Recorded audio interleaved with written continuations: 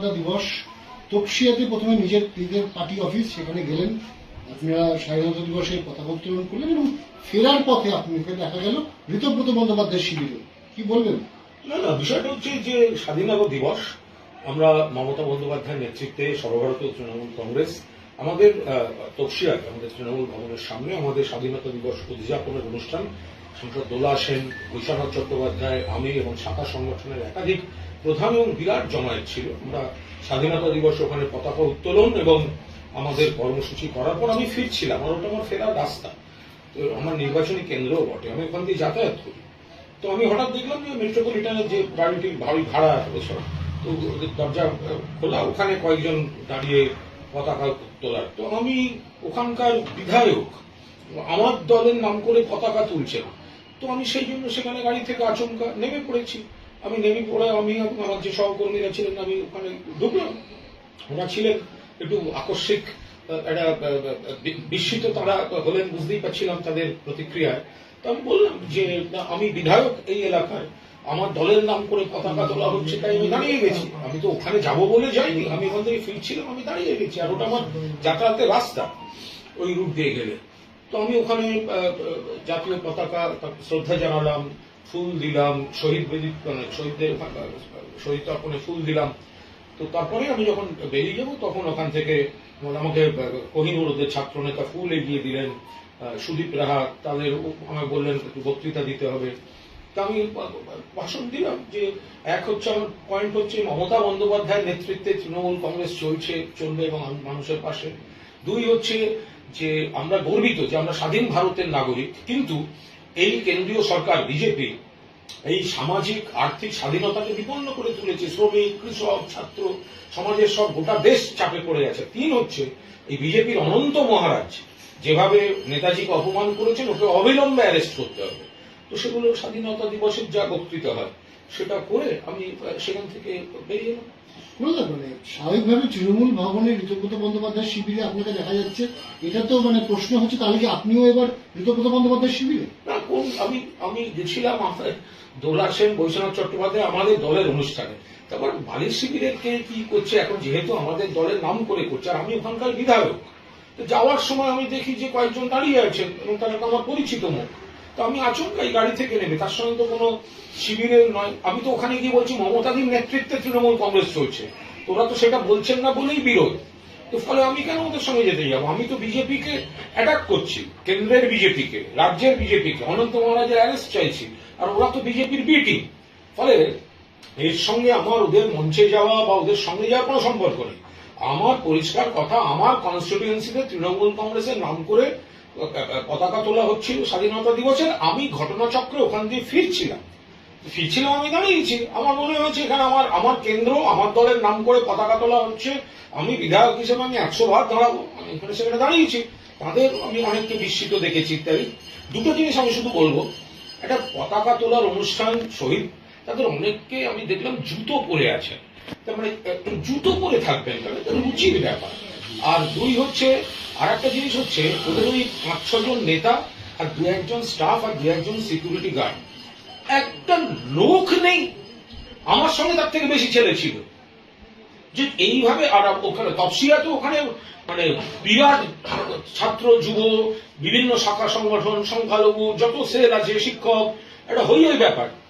এখানে 5 জন নেতা না 6 জন, তারা দাঁড়িয়ে, তারা আপনাদের ছায়ারা, হ্যাঁ, আর সঙ্গে 2টো সিকিউরিটি, 1জন স্টাফ।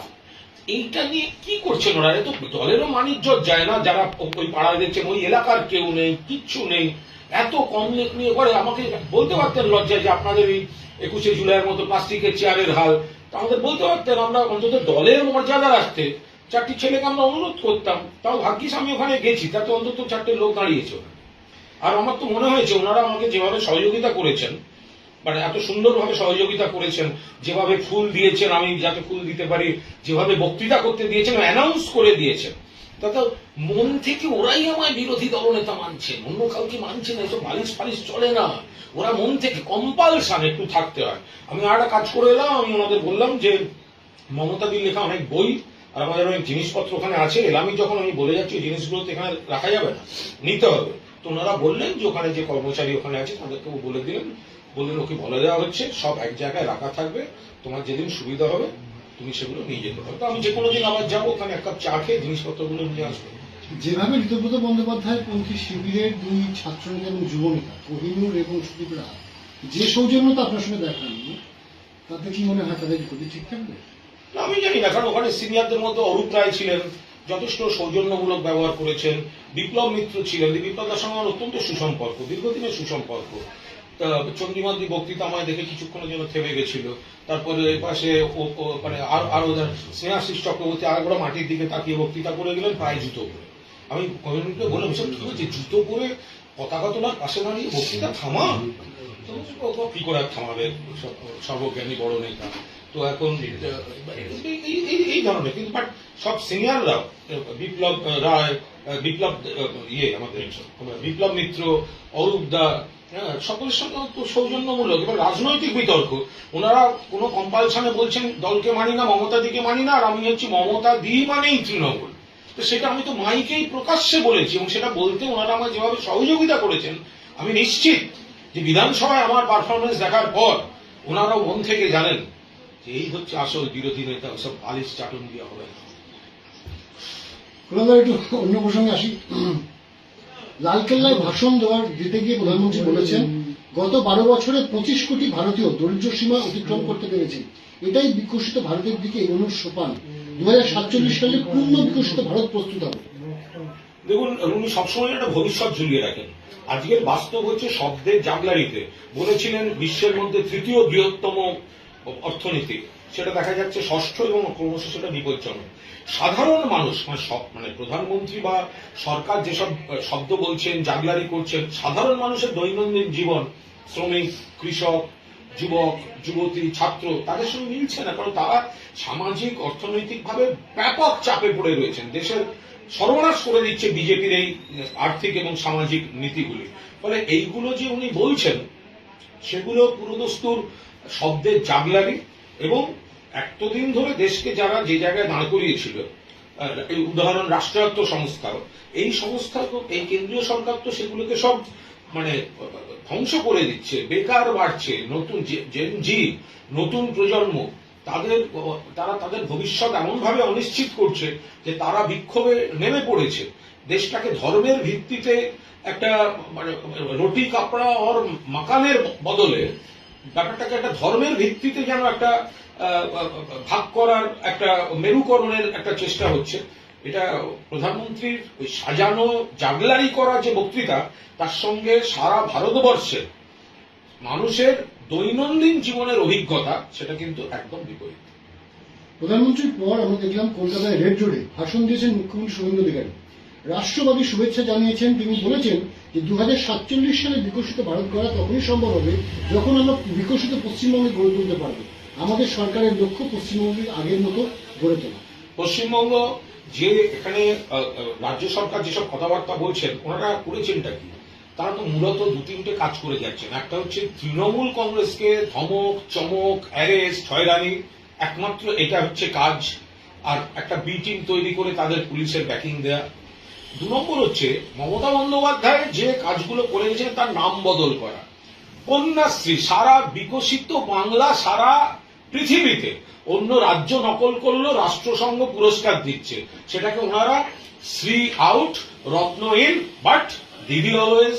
অর্থাৎ কন্যাশ্রী থেকে শ্রী বাদ দিয়ে কন্যারত্ন করে দিলে মমতা বন্দ্যোপাধ্যায়ের অবদান মুছে ফেলা যায় না।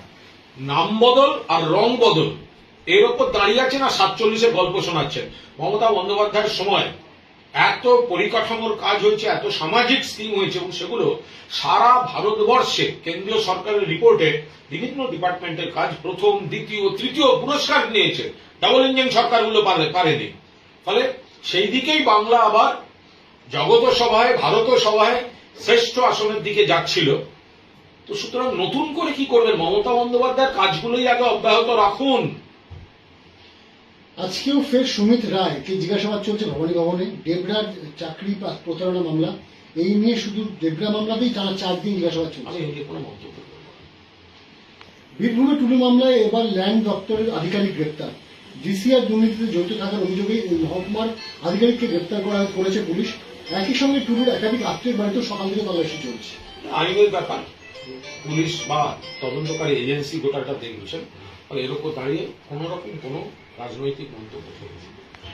বাংলা অসম জাতীয় সড়কে মুরগি, সুপারি, পাথর বোঝাই ডাম্পার, মাছের গাড়ি থেকে তোলাবাজি কাণ্ড সহ ব্যবসায়ীকে অপহরণের অভিযোগে গতকাল তুফানগঞ্জ ৪ নম্বর মন্ডল সভাপতি বিজেপির তাকে গ্রেপ্তার করা হয়েছে বিশ্বজিৎ আমরা তো তালুকদার। বারবার বলছি যে তোলাবাজি যে অপরাধের কথা বারবার তৃণমূলের কারুর দিকে বলা হচ্ছিল, সেই রোগটা পুরোপুরি বিজেপিতে সংক্রমিত হয়েছে।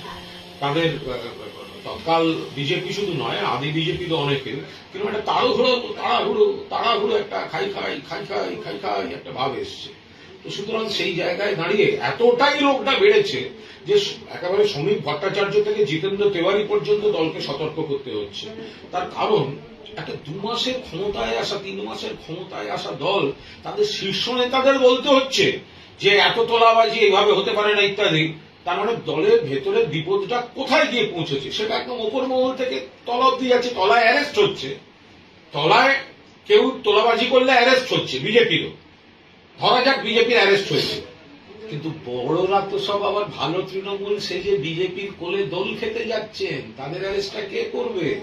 দিল্লিতে এমপিরা, এখানে এমএলএরা, মুখ্যমন্ত্রীর মুখ থেকে যাদের নামে অভিযোগ বেরোচ্ছে তারাই তো ভালো তৃণমূল সেজে গিয়ে বিজেপির বিটিমে নাম লেখাচ্ছেন। তখন তো আর পুলিশ থাকছে না। ফলে এই ধরপাকড় 2-4টে নিচের তলায় করে সম্পূর্ণভাবে মানুষকে ভুল বোঝাবার কোনো মানে নেই। ক্ষমতা থাকলে যাদের নাম মুখ্যমন্ত্রীর মুখ থেকে বেরিয়েছে আগে তাদের অ্যারেস্ট করে দেখা। গতকাল আমরা দেখলাম মহুয়া মৈত্রকে সার্কিট হাউসে ঘর দেওয়া হলো এবং তারপর তিনি ডিনারের অর্ডার করলেন এবং তারপর জেলা শাসকের দপ্তর থেকে চিঠি এলো যে আপনাকে ছেড়ে দিতে হবে। অত্যন্ত আপত্তিকর।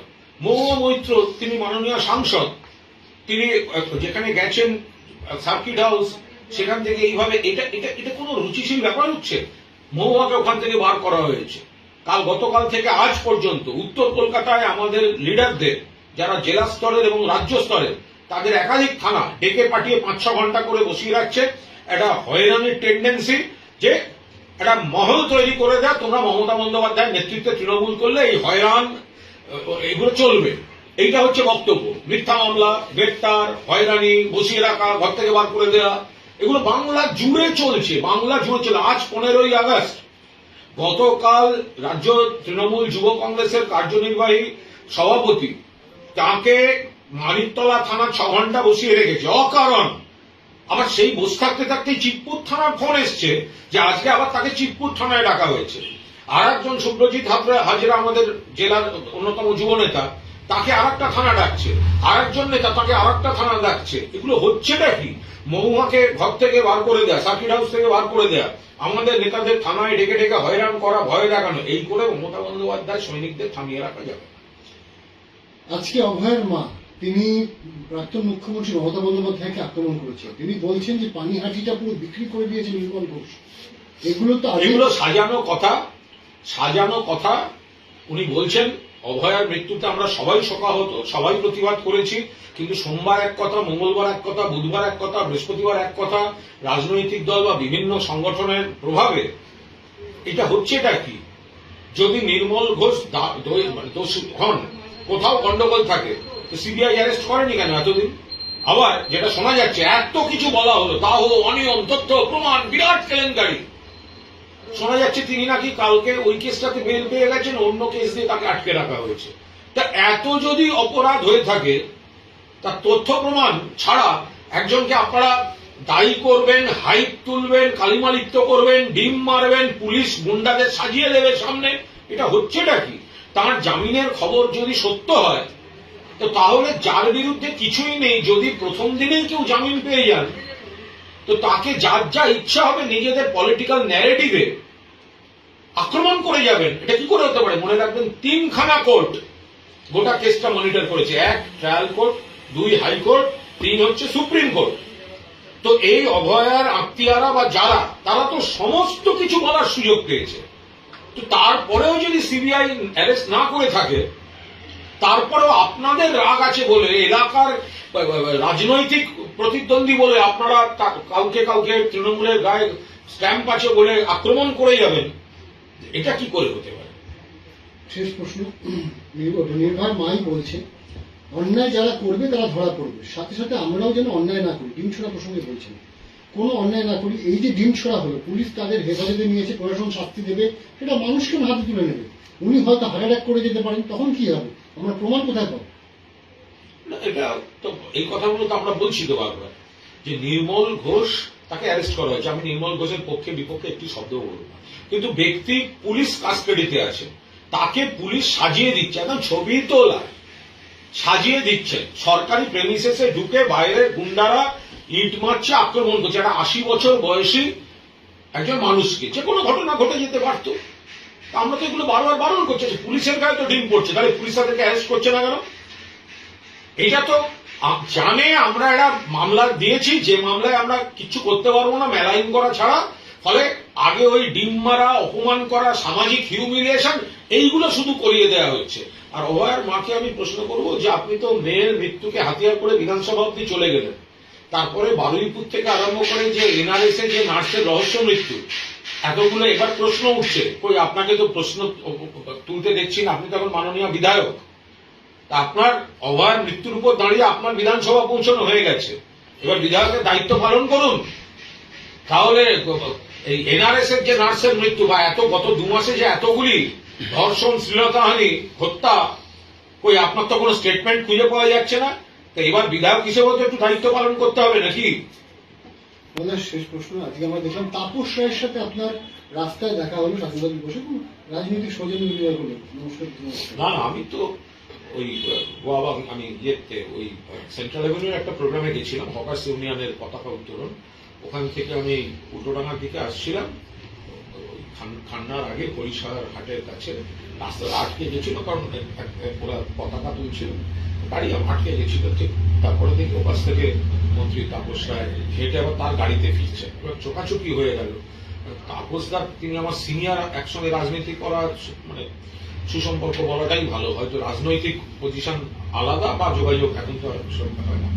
তো ফলে যখন এদিকে কোথায় বলেন, আমি ভদ্রতার খাতিরে গাড়ি থেকে নেব, একটাই কথা হচ্ছে, কোথায় এটা তুলে যাচ্ছে, আমি আবার উল্টোডাঙ্গার দিকে যাচ্ছি।